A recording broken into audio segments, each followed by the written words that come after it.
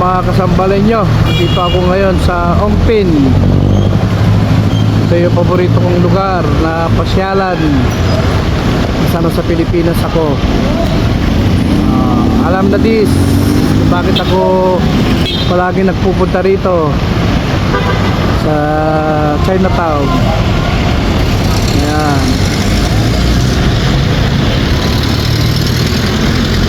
simbahan. Dito ako nagpapalipas ng oras, patingin-tingin lang, bakinanen. Okay, Chinatown. Kaya dito tayo palagi namamasyal.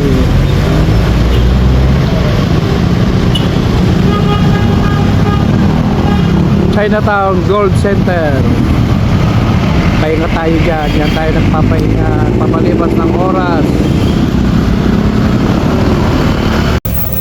Hello mga kasambalin nyo, magandang araw, magandang gabi sa inyong lahat. Andito tayo ngayon sa Chinatown, sa Binondo. At isa ito sa mga purpose ko nung nagplano akong umuwi this year na naman. At andito ako ngayon sa Mernas Jewelry. Yan. Dito ang pinakamaganda, pinakamurang kung meron kayong mga ipapagawa ng mga alahas ninyo, ng mga sira o mga hindi nyo na ginagamit ang gusto nyo pabaguhin, dito lang sa Mernas Jewelry Repair Shop. Ayan mga kasambalin nyo, ha, kita nyo. Bali dito ako ngayon at nag-decide ako na ipatunaw yung isang singsing ko na malaki na 18K. Bali pinagawa ko siya ng pendant kasi matagal ko na talagang plano na gusto ko magkaroon ng ganito na pendant, which is hindi mo mabibili o wala kang makikitang ganitong pendant kung hindi mo ipapasadya.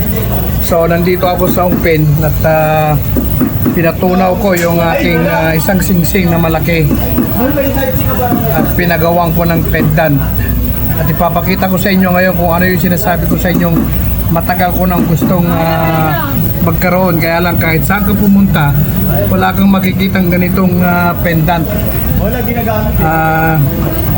Itong pinagawa ko ngayon siguro kung wala ka rin lang pinanggagamitan ng mga alahas mo at gusto mong meron kang kursunadang pendant, yung design ng pendant, pumunta lang kayo dito sa Mernas Jewelry Shop. Sabi ko nga dahil halos hindi naman kamahalan. Halos yung sa akin nga labor lang ang binayaran ko dito. Labor lang ang binayaran natin dito mga kasambalin nyo, dahil meron naman akong dala na alahas na pinatunaw ko. So hindi ganun kabigat ang presyo nila. Kumbaga kayang-kaya yung presyo. Baka isipin ninyo mahal or what. Hindi, maganda ang presyo nila dito mga kasambalin nyo. So parang kung ako sasabihin ko sa inyo, dito nyo na lang dalhin. Nandito ito sa taas ng mga alasan. Umakyat lang kayo dito sa second floor. Bungad na bungad itong store na ito mga kasambalin nyo. Makikita nyo kaagad yung Mernas Jewelry Shop. Kung makikita ninyo, ipapakita ko na itsura. Ayan yung baba. Yan yung puro alasan. Ngayon aakyat lang kayo dito sa second floor. Yan, pag-akyat nyo sa second floor, ito na kaagad ang mabubungad sa inyo. So madali siyang hanapin mga kasambalin nyo. Okay mga kasambalin nyo, ipapakita ko na ngayon sa inyo yung pinatunaw ko. Tapos nagpagawa ko ng ibang design na sinasabi ko sa inyo, hindi nyo ito mahanap kahit saang bansa o kahit saang jewelry shop. Ito yung kaya pinatunaw natin yung singsing natin na, by the way, ipapakita ko nga sa inyo ito. Yan. Ito yung mga specialty nila dito. Repair, hinang, tubog, engraved, made to order, wedding ring, cement ring, college ring, name pendant. Yan. Ito na ngayon yung ating pinagawa na sinasabi ko sa inyo, kahit saang jewelry shop, kahit saang bansa, wala kayong mabibili nito. Matagal ko na talagang gustong gusto ito. Ayan. Makasambalin nyo, kita nyo naman. Yan yung ating talagang matagal nang gustong magkaroon ng ganyan. Yan ang pound sign, yung pera ng UK.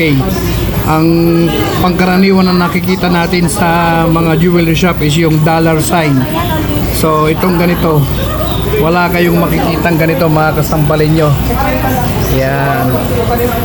Ito talagang matagal ko ng pangarap.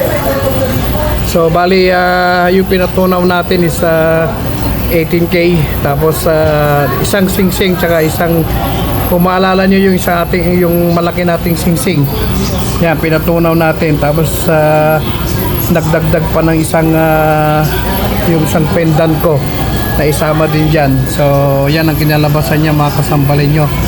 Kaya baka magtaka kayo bakit nandito na naman ako sa Chinatown.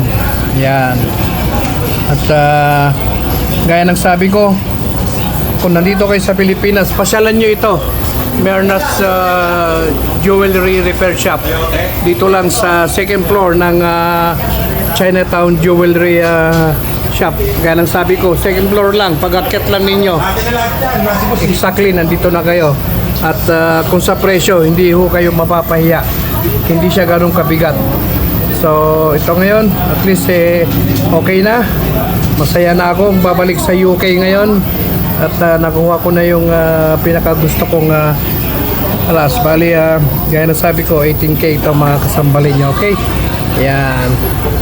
Okay, yun lang mga kasambalin nyo. At gaya din sa inyo, mag-ingat po tayong lahat. Take care everyone. And God bless us all. Okay? Thank you. Bye-bye.